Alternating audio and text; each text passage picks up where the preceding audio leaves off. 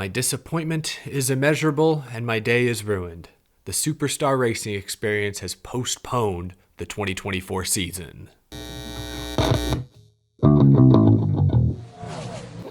How's it going, y'all? My name is Eric. Welcome to Out of the Groove. What are the odds that the same week IROC gets rebooted, the series many compare to IROC effectively shuts down? Coincidence? Actually, almost definitely. We'll get to that news in just a few moments. First, if you're new to the channel, I highly encourage you to hit that subscribe button. We talk primarily NASCAR news nearly every single day. And with the season right around the corner, you've seen it this past week, the news cycle is heating up. Stay in the loop, hit that subscribe button down below. It's free, it's easy, and it's been known to make you at least 17% more groovy. Trackhouse signed yet another driver. We'll get to that in just a moment, but I'm wearing this hat for a reason. We've got to begin with the breaking SRX news. Earlier this afternoon, the Superstar Racing Experience put out this statement. It is with deep disappointment that we announce the postponement of SRX's fourth season. We entered the next phase of our racing series with great anticipation and excitement for what was ahead. Our expectations, however, have been tempered by market factors that have proven too much to overcome. Time has run out to put forth the kind of events our fans, partners, drivers, and tracks deserve. We're thankful to each for their commitment, their contributions, and their support as we brought a new idea to reality. The racing industry continues to evolve, and we are actively exploring strategic options for the series' long-term potential. We made this announcement now to allow our partners the time and flexibility to best serve their interests. We will provide updates on future plans for SRX when they're available. A total gut punch. The Superstar Racing Experience was a summer series started by Ray Evernham, Tony Stewart, among others, a few years ago. They brought typical short track Saturday night action to national TV audiences the first 2 years, averaging over 1 million viewers per race on CBS. For year 3, the series then moved to Thursday nights on ESPN, where they averaged a little less than 500,000 viewers per race. There was still plenty of positive momentum this past summer. Much of that viewership drop was just due to leaving network TV for cable. The SRX actually gained in the age 18 to 49 demographic last year, and by shadowing the NASCAR Cup Series schedule, they were able to get active Cup stars like Kyle Busch, Brad Keselowski, Kevin Harvick to compete in their events. The SRX sold out 4 of their 6 races last year, including Berlin Raceway. I was there. It was apparently the largest crowd in that track's history. The SRX had even announced the 2024 schedule, I think all but maybe one race at least, and I was looking forward to the return of Slinger Speedway. I think Berlin was on the schedule once again. But today's announcement takes all the wind out of their sails. They have postponed the 2024 season indefinitely. Who knows what the future of the SRX looks like. Perhaps the writing was on the wall. A few months ago, there were reports surfacing that the SRX was looking into hosting a race in the Middle East somewhere, which to me, that's clearly a desperate cash grab that in no way, shape, or form lines up with the SRX's brand. The SRX is an American racing series focused on bringing in many of the best American drivers together to race at local grassroots American short tracks. What are we doing in the Middle East? Made no sense. Sounded like a desperate cash grab at the time. Perhaps, like I said, the writing was on the wall. I read you their statement. The season is only postponed, but who knows what that means. I hope this isn't the end of the Superstar Racing Experience, but things look bleak at this point. The SRX in many ways perfectly filled a niche on the American motorsports calendar. It took place during kind of a lull in the summer schedule, gave national media attention to local short tracks that could certainly use it. It did a lot of great things the past few years, although I think it's fair to criticize them for perhaps losing sight of their initial vision. Like that first year, they brought together mostly older, recently retired race car drivers from NASCAR, IndyCar, drag racing, Trans Am, and they matched them up against a local hero, a local superstar every week. I think that gave the series a very unique and very endearing identity. Everyone compared it to IROC, because they were bringing in, great race car drivers from a variety of disciplines, but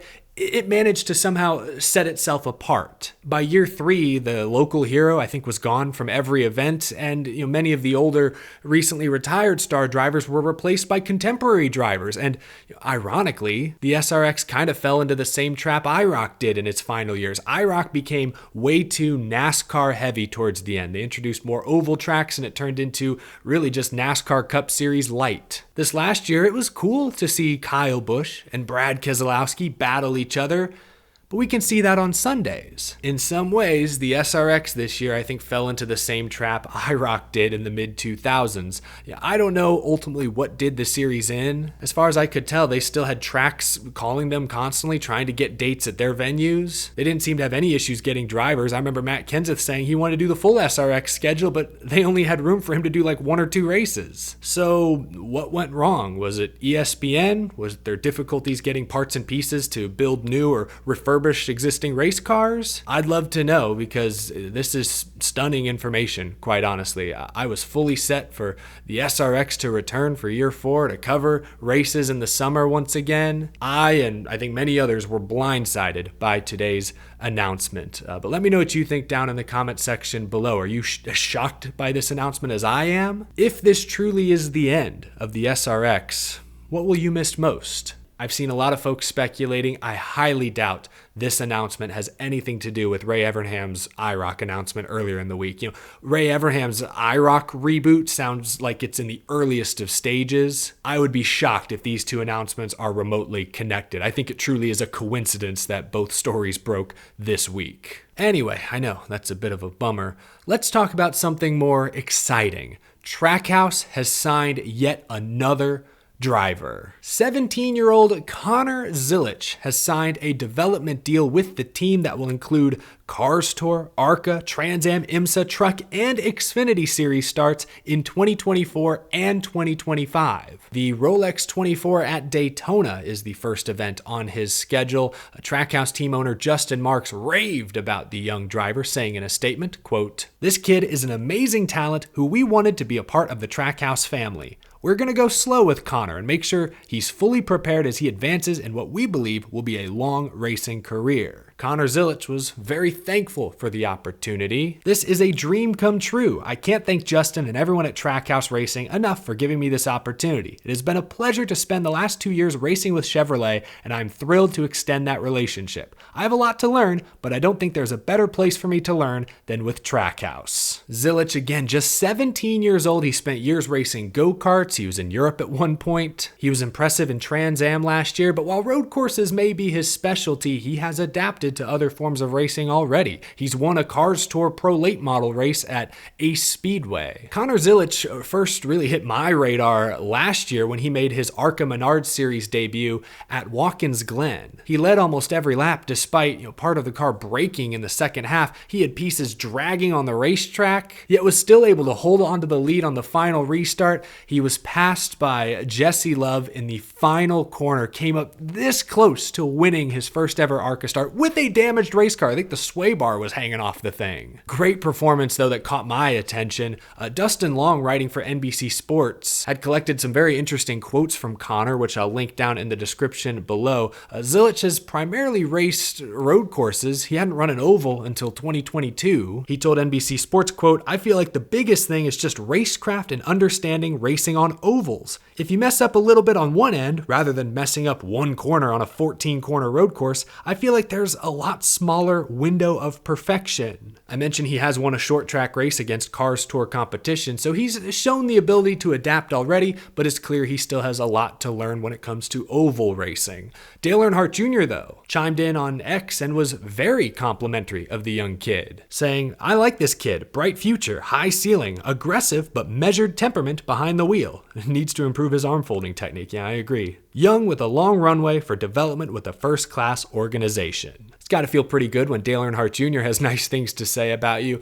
Bigger picture, though, looking at Trackhouse, they are stacked with a unique collection of racing talent. You've got Ross Chastain, who's a blue-collar American short track racer. He's already a proven Cup Series winner. There's Daniel Suarez, who of course came up through the ranks in Mexico. He's a veteran driver at this point. Shane Van Gisbergen, New Zealand star who's reached the top of Australia's Supercar Series. Zane Smith, West Coast kid. He's a Truck Series champion, ready to figure out the Cup Series. Now add Connor Zilic, who is a young, raw prospect. Tons of potential, but also a huge unknown. My question is just, how is Trackhouse going to find room for all these guys? They've got 2 charters in the Cup Series, and I don't think it will be easy to add a 3rd. Certainly not a 4th, or they're not even allowed to have a 5th. So how are they going to hold on to all these guys? They've already been able to strike a deal with Spire to get Zane Smith in a Cup Series car this year. They've also struck a deal with Colleague to get SVG a full-time Xfinity Series ride. Earlier this week, we talked about Trackhouse swapping crew chiefs with Colleague. They're sending Travis Mack to Colleague. Colleague sending Matt Swiderski back to Trackhouse. So there seems to be a solid working relationship, an understanding between those 2 teams. And that's good because Trackhouse right now, with all their new sponsors and new drivers, they've got the talent, and in many ways they've got the funding, while Colleague has the cars. They've got 2 charters in the Cup Series like Trackhouse, but more importantly, they have an established Xfinity Series organization. That's how Shane Van Gisbergen was able to land a ride. I wouldn't be shocked if we see these 2 teams working together more in the near future. And I mentioned Trackhouse has worked with Spire. Spire has a Truck Series team. They just bought KBM, so they've got an extra seat. I don't think they've announced any drivers for the number 7 this year. Don't know if it'll go full-time, just part-time, we'll see. But that's a spot that some of these Trackhouse drivers could get some experience racing. It's interesting though, Trackhouse is gonna have to rely on other teams to get their drivers experience. It's just wild to me. Like, I get it. You see great talented drivers, you want to go scoop them up before someone else does, but like, you look at their Cup Series lineup, Ross Chastain could be a Trackhouse lifer the way things are shaping up. Daniel Suarez, I think we're still taking things a year or 2 at a time. But Shane Van Gisbergen, Zane Smith, Connor Zilic, all these guys want to be racing for Trackhouse and Cup in the next couple years, if not sooner in some cases. I don't see how they find room for him. Now, they did say they're going to take things slow with Connor Zilic, and it makes sense. He's 17. He's not even allowed to race full-time in one of NASCAR's top 3 series. But 17 is the new 23. Like, give it a few years, 2, 3, 4 years even, and you could see Connor Zilic knocking on the door of a full-time NASCAR Cup Series seat if he performs as well as many people think he will. He's a very highly touted prospect, a good pickup for Trackhouse. The question now is just, how do you find room for all these guys? Very different talents, different types of drivers, all after the same ultimate goal. What do you make of this signing? What are your expectations for Connor Zilic this year and in the years to come? Did Trackhouse get the right prospect? Give me your way too early talent evaluations down in the comment section below. Connor Zilic, certainly someone I will be watching a lot more closely in 2024 and beyond. That's going to do it for this episode, y'all. Thank you so much for tuning in. If you enjoyed, leave a like on this video. Again, subscribe to the channel if you love all things NASCAR. We talk NASCAR basically every single day. And as always, a huge thank you to my very generous Patreon supporters. I tip my cap to the Superstar Racing experience. I hope this isn't the last we've seen of each other. Fingers crossed. Thanks for tuning in, y'all. I'll catch you in the next episode.